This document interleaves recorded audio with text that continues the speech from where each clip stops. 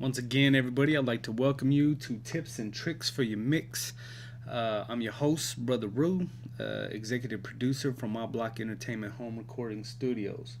Today's episode 4, and today we're going to be looking at how to build a beat and load instruments and samples into FL Studio 10. So we're going to go ahead and open this up. Turn this up because I still haven't figured out to actually how to get the sound to come out the way that I hear it. So, I mean, you guys are basically going to hear the sound coming out of my speaker through a microphone, which I know isn't the best, but you guys will get the basic idea. Now, in my last tutorial, we went over the screen icons up here. And basically, we're going to go right back to that, okay? But right now, we're going to go to the step sequencer. And if you remember in my last tutorial, I told you this is where you're going to load all your drum samples and all your VSTs, your plugins, and whatnot. Okay, so we're going to come here, and this is where you find all your drum kits. I don't really want to choose the ones that I have because, you know, those are the ones that I put inside my studio. I want you guys to get the real taste of how it is when you very first open up FL Studio. So I believe, you go through your drum kits. You kind of find a kit or a kick that you like. Once you find something, let's just say we like that. Okay, that sounds pretty good. Okay, let me back this mic away from the speaker. I don't know if it's hitting too hard over there or not, but anyway, yeah. So what you're gonna do is you're gonna left click, hold. Remember, left click, hold. Okay, and then you're gonna drag it over here. Okay. Now you don't want to put it right on the sampler. If it's highlighted like that, you don't want to do that. You want to put it right under. And the only reason why I say that is because let's say you're gonna get a snare, obviously, because you want a kick, a snare, kick, snare, kick, snare, whatever, Okay, so you have a snare. Now if I put this one right here and it's highlighted, it's just gonna replace it. We don't want that. So let's get our kick, put it back over here, and then we'll get our snare. Okay, left click, hold, go right underneath it, and it'll load it. Me, I like to just take this out. If you right click, it'll bring up all this menu right here, and if you just go down here to delete, it'll ask you if you want channel's about to be deleted. Say okay. That way it keeps it more organized. Okay, so here we are. We have a step sequencer. So how do we build a beat with just these two? Okay,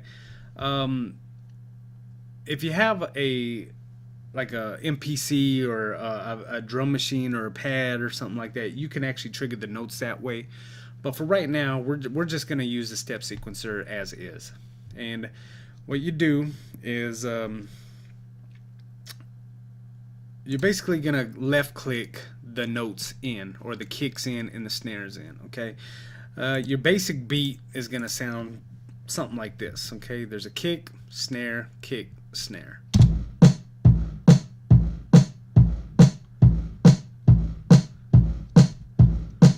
Okay, that's just your basic beat. I mean, obviously we don't want to make something like that. I mean, unless that's the kind of beat that you're gonna make. Hey, I'm not saying anything about how you're gonna make beats, but let's just say we want to kind of make more of a hip-hop-ish kind of style, because that's what I do. That's my genre of choice. So me, if you come to this little box right here, you see how the arrows are going up and down. This will change how many bars it will be. So let's just say we want to do 8 bars. Okay, now I just made the beat longer. Okay, now obviously I'm not gonna do it like this because my tempo's set at 140 by default on my studio. So yeah, so basically that you're gonna want to trigger the notes right here. So if it was me, I guess I would do something like this here. Give me a second. uh, uh, okay.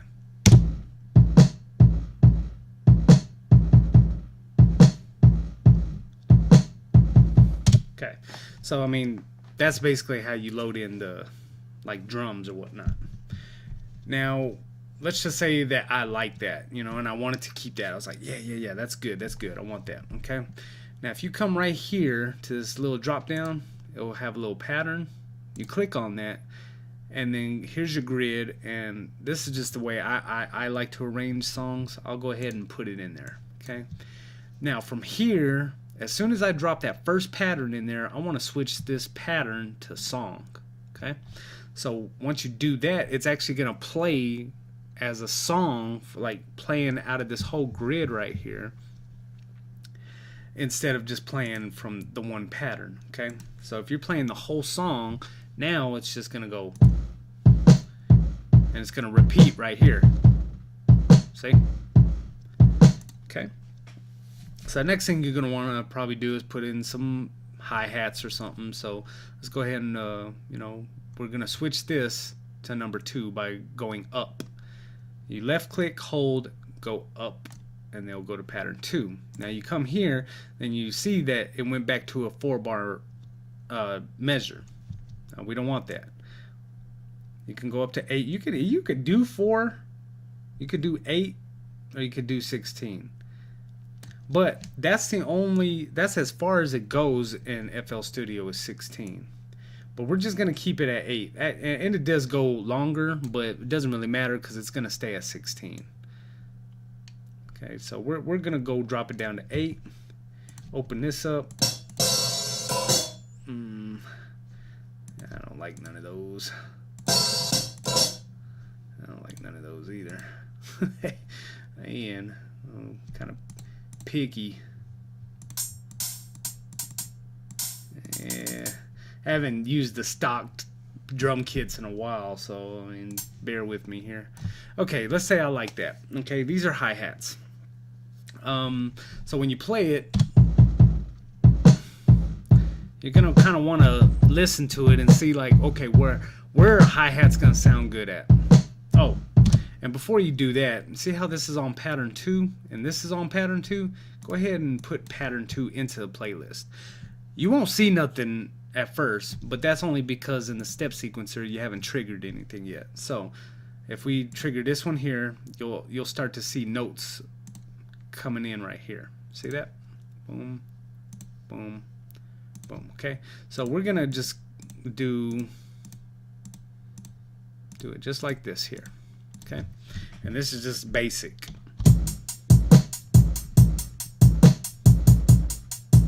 You know, it's pretty nice. That's nice. Now there's a quicker way that you can do that, and I'll show you that right now. What you can do is you can right click, and then you can go fill each 2 steps, fill each 4 steps, fill each 8 steps. If you do each 2 steps, it'll do exactly what I just did. And then from right here, you can actually start playing with it and kind of figuring out, okay, what would give the beat better kind of a melody. So let's say I want to take that one out, take that one out, take that out, maybe put these close together here and this one. So now it's going to sound like this.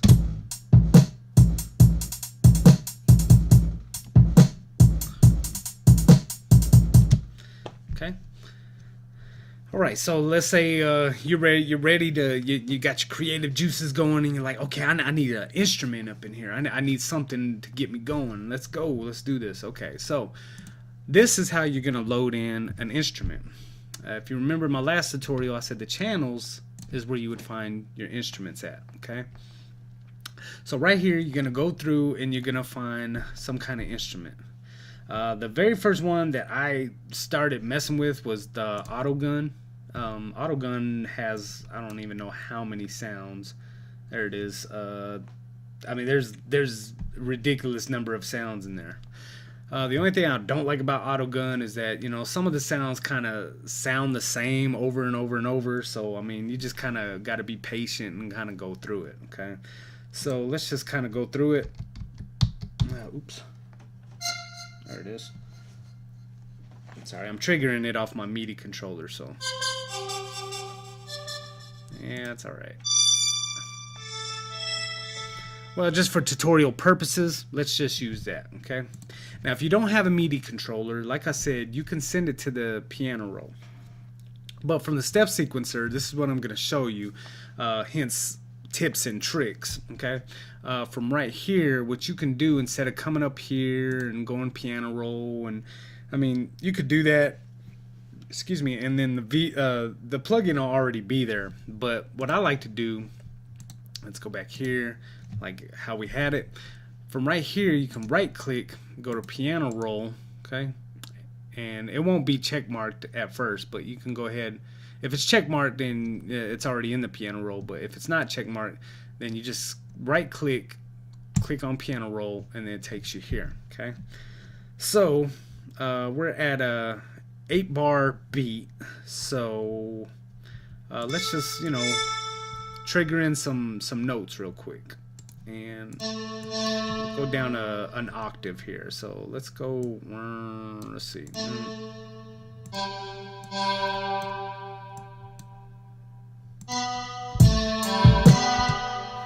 and I mean, of course, this probably ain't gonna be the best beat in the world. I'm just kind of giving you an idea of what you can, you know, how you go about doing it. On your own time, you can kind of, you know, put it all together the right way.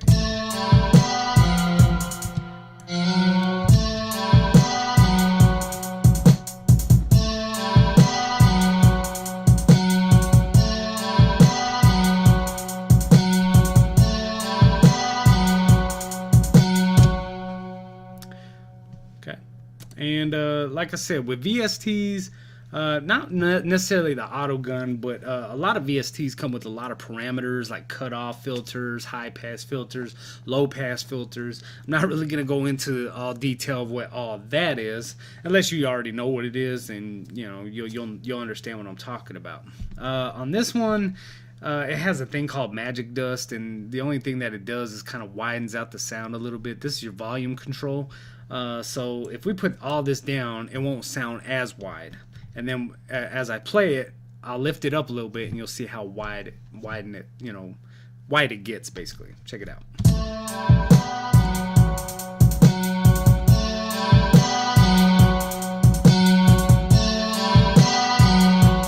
And of course, my first mentor always told me that wider is better, but and that is true to a point, because you don't want your song so wide that it's out of phase. And we'll get into that. Now, each one of these channels has its own channel settings. Okay, so like this one, it shows you the actual wave, and if you left click, you can actually hear what it sounds like. This here is more or less for samples. We're not really going to get into samples today. The auto gun, like it will say plug in here, and it'll say miscellaneous, and it just has a lot of parameters that you can, you know, mess around with to kind of balance out the song, kind of like pre-mix it in a way. So keep that in mind, and you know, play around with this, you know what I mean, and see what you can come up with.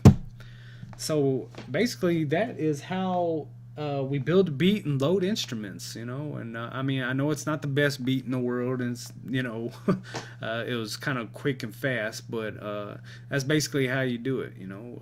Take time on your beats, and you know, make sure that you get the right notes and put them all together the right way.